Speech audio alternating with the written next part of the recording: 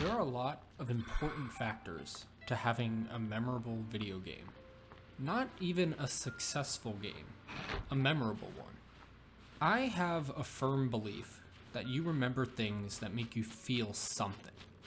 Someone or something makes you upset, happy, ecstatic, or furious. You remember that thing or person for the feeling they made you feel the most often and most intensely. There are hundreds of factors that contribute to that in video games, and arguably the most important are music and sound design.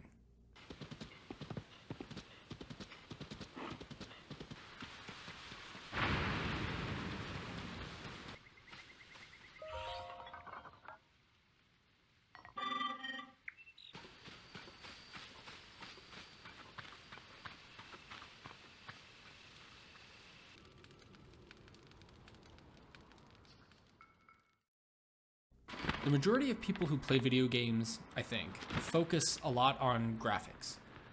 Graphics are extremely important.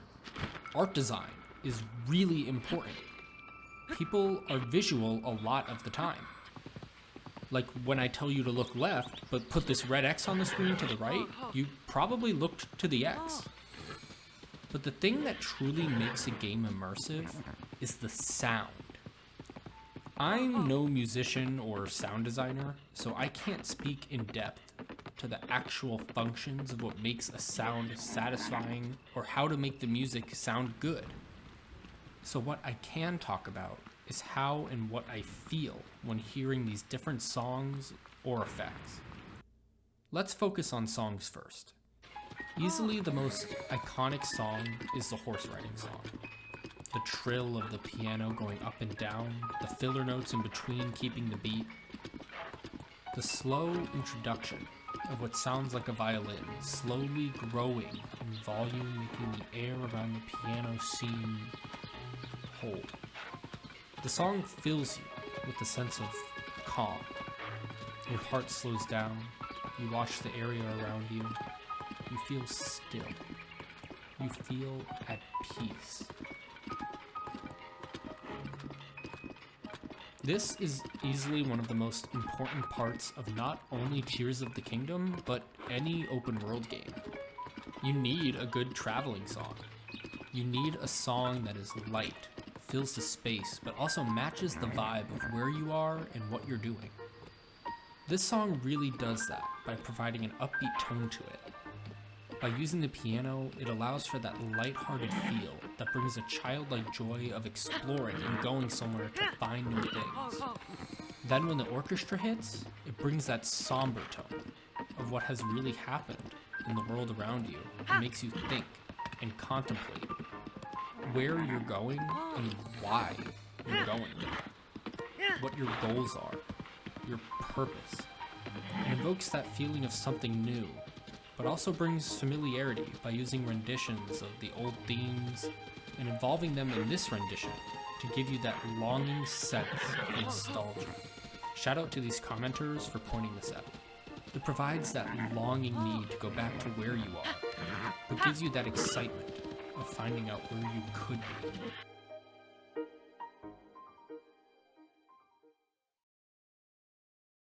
This song is honestly anxiety-inducing. But that's the point. The shrill yet deep notes, the echoing sounds of the choir, the horns building up to something that seems horrible. The slow, harsh sounds that grow louder and louder that eventually explode into this fast-paced, racing sort of music with intense bursts of a horn and a drum and the choir singing and just shit, I'm scared. I still haven't even fought Ganondorf yet in my playthrough, but just hearing this is insane. It's amazing music for a final boss fight. It is designed to make you mess up. It's designed to make your heart rate rise and for your hands to sweat, for you to fail over and over and over until finally you win. And it feels more satisfying and rewarding than you ever could have thought possible. I love soundtracks like this because of not only the hype, but the sheer excitement I get from being so close to that final hit, so close to beating the game, to being done with the journey. The high BPM, the beating drums, the ominous choir, all of it was made to be used against you, to help the villain. It can fill you with the sense of opposition, that you want to fight this and win. It can also fill you with the silent, deafening sense that you'll never win. It's up to you.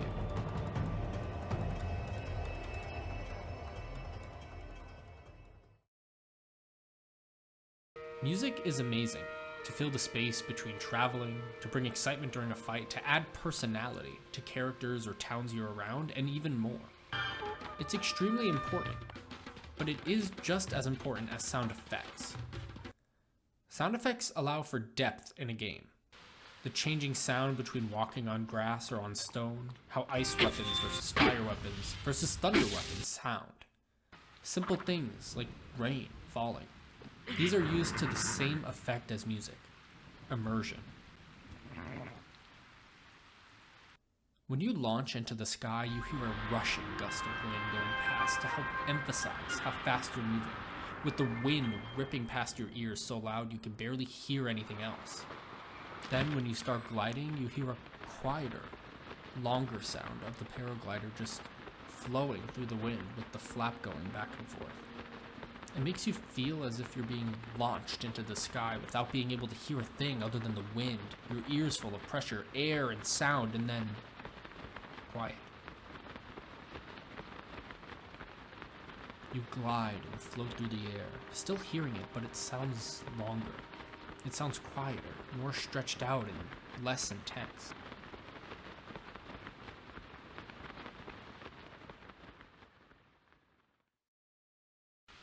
When you walk through the grass, you hear the crunch of it beneath you, sounding different whether you're running, walking, or crouch walking. These show how it would actually be for you to walk through these environments and immerse you into it as if you were the one doing these actions. It makes you feel as if you're hiding in the grass, peering through the blades, trying to mount a horse. Or makes you feel as if you're running past monsters to not get caught. Or as if you're tired and you're just walking to try to get your strength back. When you have a shield and you have different enemies and objects hidden, it makes different sounds.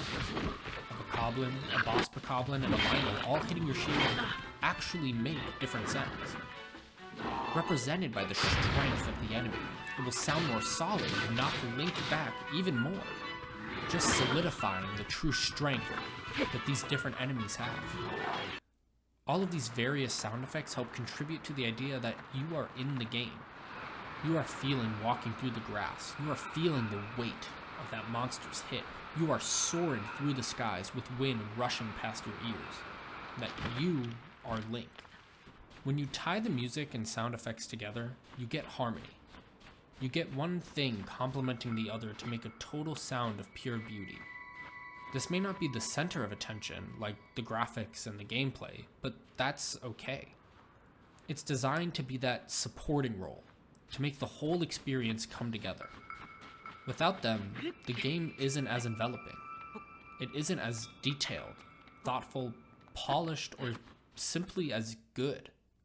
Next time you play, I encourage you to turn the music, sound effects, or both up in volume, just to hear those extra details just a little bit louder. Thanks for watching. See ya.